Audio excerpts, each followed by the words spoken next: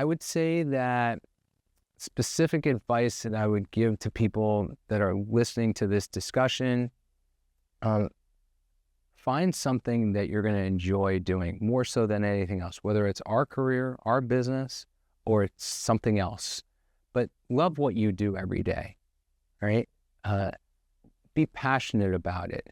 Be passionate about, what you're going to spend a good part of your time doing. In many cases, you spend more time focused on your career than you do with your family on a daily basis, right? People have very, very busy lives and people are running all over the place, but you really should love what it is that you do.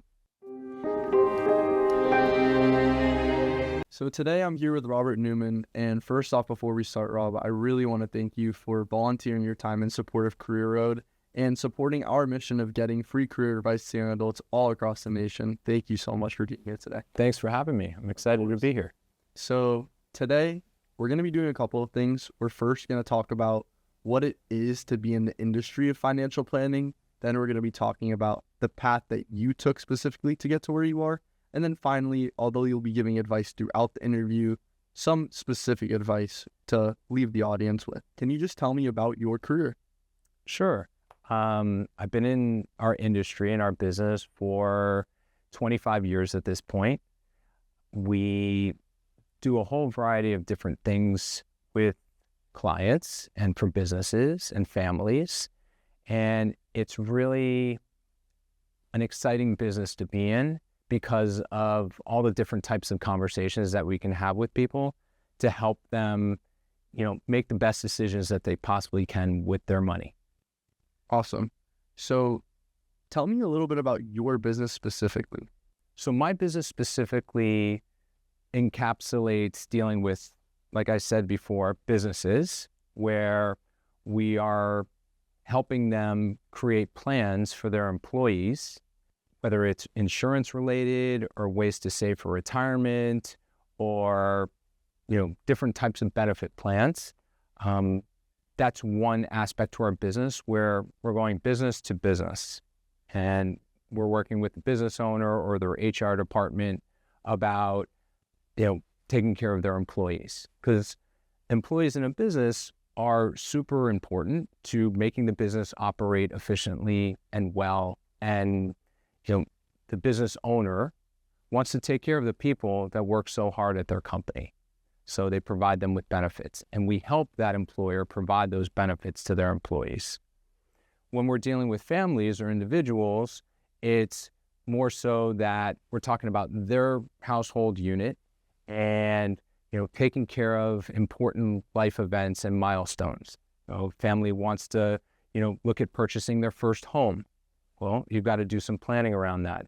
If, they have children and they're thinking about, okay, how are we going to send our kids to college? How are we going to pay for that? We need to start setting aside a plan to do that.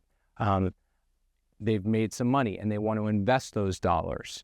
Well, we help them invest their money and grow that money over time so that one day, if they choose to stop working and they want to, enjoy what we would call a retirement, then they'll have enough money set aside to go ahead and just live off the dollars that they've accumulated, that they've saved up over the course of their working years, so that they can stop and just enjoy the money that they've saved.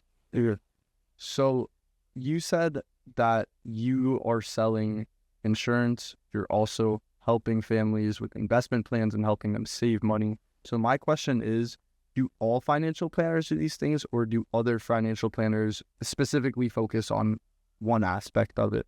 Well, there are financial professionals that have different specialties and different, areas of expertise. Certainly our business encompasses what we would call risk management, which would be planning for things that, might not go, so well, right? And planning for the things in life that could derail or, take off track a financial plan. So you got to plan for that risk. At the same time, putting dollars aside and helping them grow, that would be more in the investment space. So there are people that could be on one side of that or the other. We do both. It's very comprehensive, the type of work that we do. and it's not just one thing or the other. We're in the business really more so of than products. We're in the business of giving people financial advice, and that's customized and tailored to whatever their situation is. Got it. So what is a typical day like as a financial planner? Okay. So I'll think of today, right, where I had meetings with 3 clients talking about what their personal situation was. Something came up. Maybe they just finished the year and they got some bonus money from their place of business. And they wanted to know, based on past goals that we set, where they should put that money, right? So that's one type of conversation.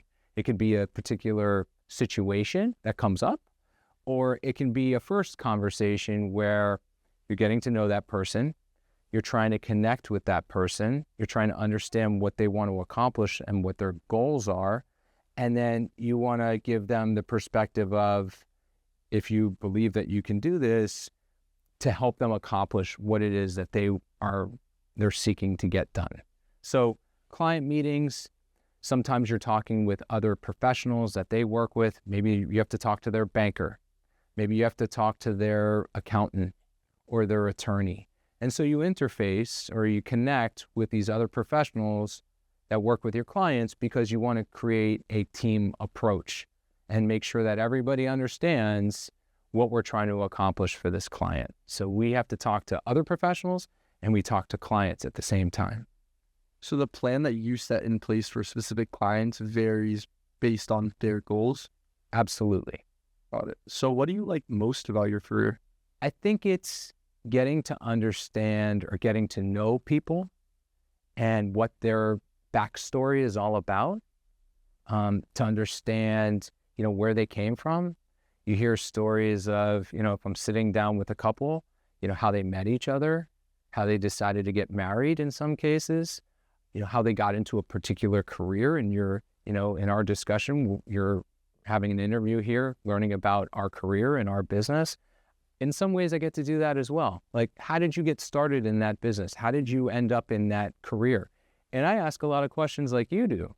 So I learn how they got into that business. I learn about, what they do to earn money in that business and how it works.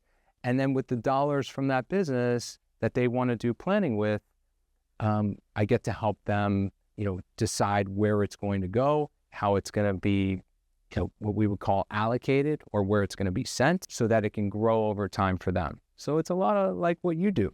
So I'm not sure if this actually happens or not, but in the case that you end up losing clients' money, what happens then?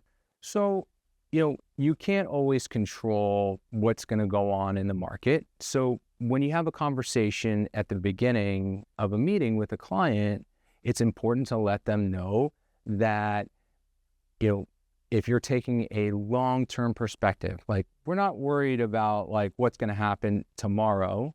You want to look at this over an 18-month, 24-month, maybe even longer time period, right? And look at where we are from one starting point to some period of time out. If you're going to look at, okay, well, what happened the next day, then, that perspective can kind of feel more like a roller coaster. But if you have the perspective of a very long-term approach, which was what we take with our clients, then they understand that there are going to be some up moments, and then maybe it comes down a little bit and grows over time. But the end result from one point to another is growth. So have you had any clients be extremely angry with you guys or any odd situations? I mean, there's always odd situations. I mean, in 25 years of doing this, I can't think of too many because of how we set the conversation from the beginning. If they're very short-term oriented, right? If they say, hey, yeah, I'm going to need this money in 3 months because I want to buy a house. Well, we're not putting those dollars in a place where those dollars might not be there in full in 3 months, right? We want to put it in a very safe place where it can maybe grow a little bit in 3 months. But at the same time, we know that those dollars need to be there for our client. to make the home purchase that they want to make, or to send their children to college. When you're looking at a much longer time horizon, there's more room to deal with that volatility, as we call it in the market, the ups and downs. How important would you say that initial conversation is for financial planners? It's everything, right? It's where you build rapport or feeling like connecting with that person, right? It's really important that you feel like you can work with the client and the client feels like they can work with us, right? So that connectivity, it's almost like a first date, right? Where you have to feel like there's a connection, that they have confidence in our ability to deliver what it is that they need. And on the other hand, we have to feel like, okay, can we actually help this client? Are we the right firm for them? And in some cases, not that frequently, but it comes up where we decide that client isn't necessarily the right client for us and they can be better served by working with someone else. And You decide. we'll tell them that. It's based on a fact pattern, where they lay out, different things that are going on in their life. And, depending on what their circumstances are, we can determine whether or not that fits the profile of our usual client. What inspired you to pursue a career in financial planning? So that's a great question, Shane. What inspired me? Well, I'll say this, that besides generationally coming from a family that's been in this business, I initially didn't want to do this. I wanted to take a different career path. I probably could have watched a bunch of your videos and decided on a different route to take. But then something happened one day when I was working in New York City on Wall Street.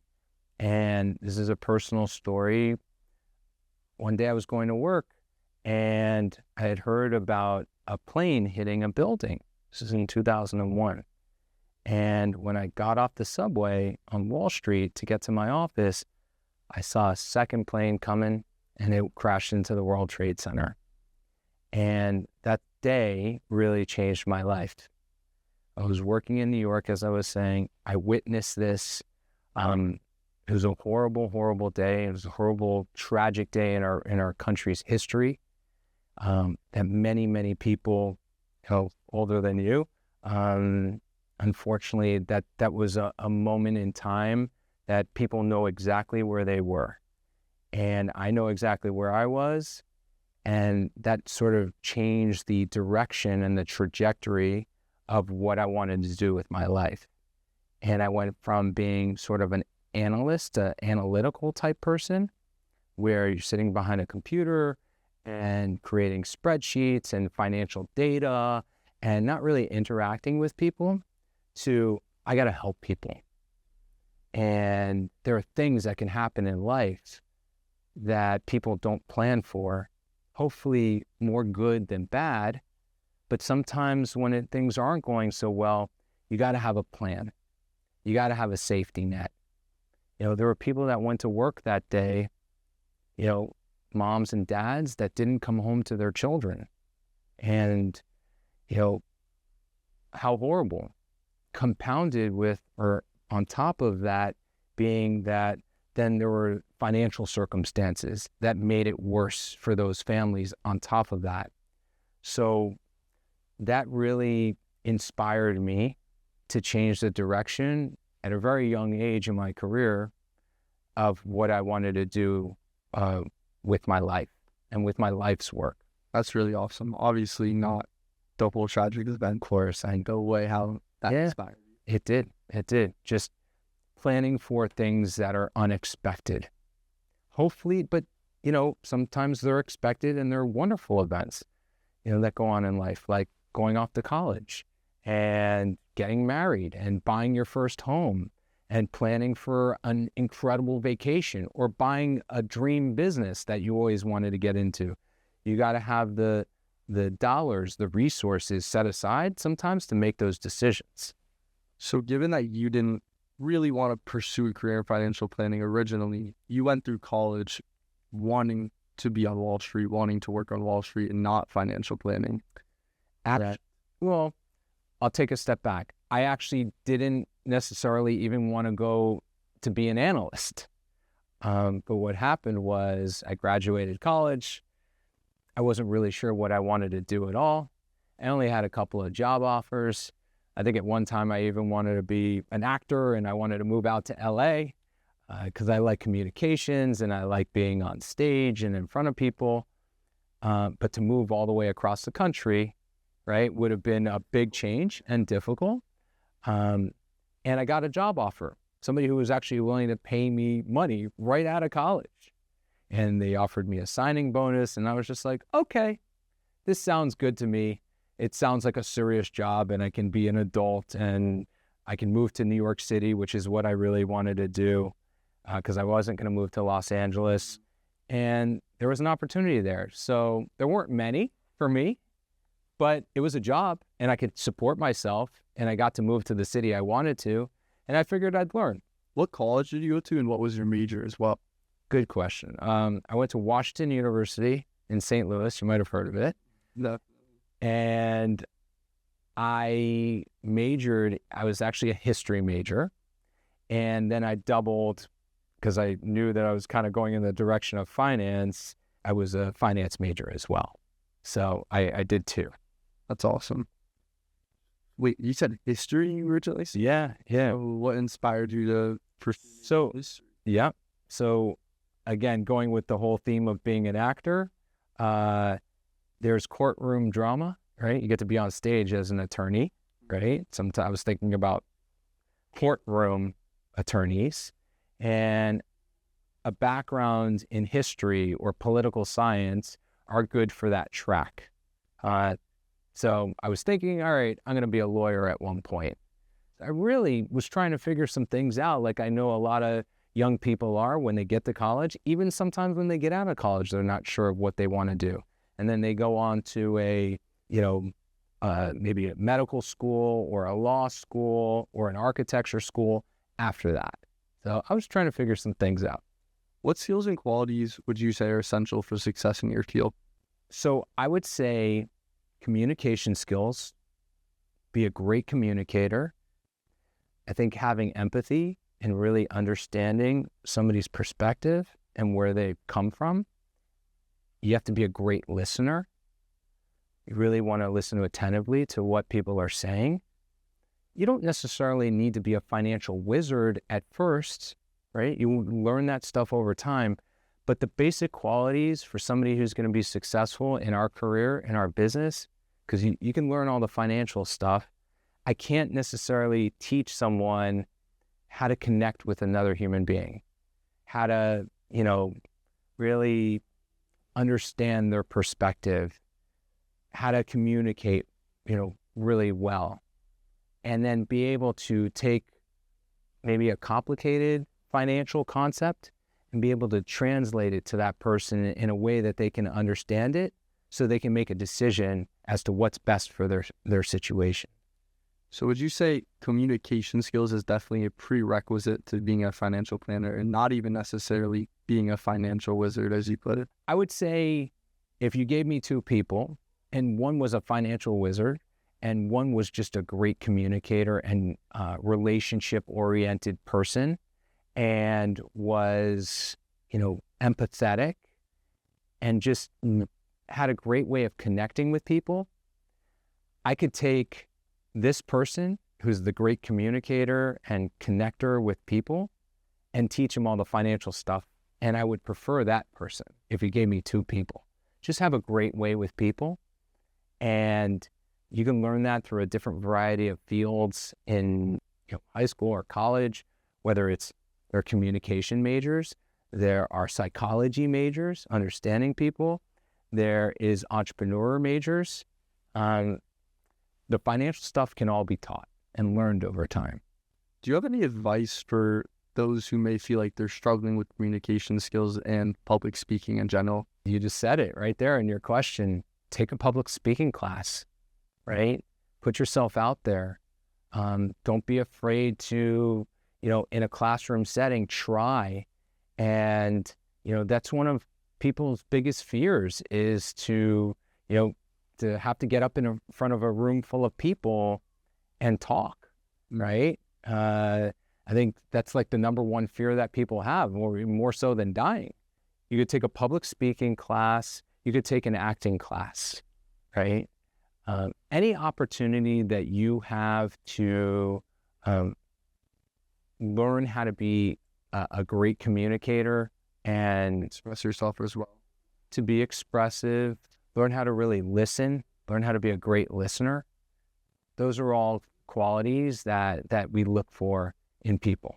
What would you say the biggest challenge of your career is? The biggest challenge of my career, I would say, is finding the right people to join our firm, right? We're always looking for great people, but we really look for special individuals, and we're selective in who we choose to join our firm. And those, as I was talking about before, people who are great communicators, people who want to help people, people who are really altruistic, looking out for somebody else's best interest. Those are the things that we look for in people, and they're just not around every corner. So we look for really unique and talented individuals that way. Can you share a significant adversity or challenge that you face in your career that's notable? Well, I think one of the earliest challenges that you can face in your career is getting started, right? And building a practice and building a clientele. You know, when you first get started and it's your first day in this business, people may not say, okay, hey, Rob, here's all my money and do all of my financial planning, right? So it's finding enough opportunities where people will give you a chance so that you can build a practice and a career and be able to help more and more people because you're able to get on your feet. Have there been any changes in the industry over the years? There are constant changes, right? Whether it's tax, it's whatever the economic circumstances are, there are changes in politics and global economics.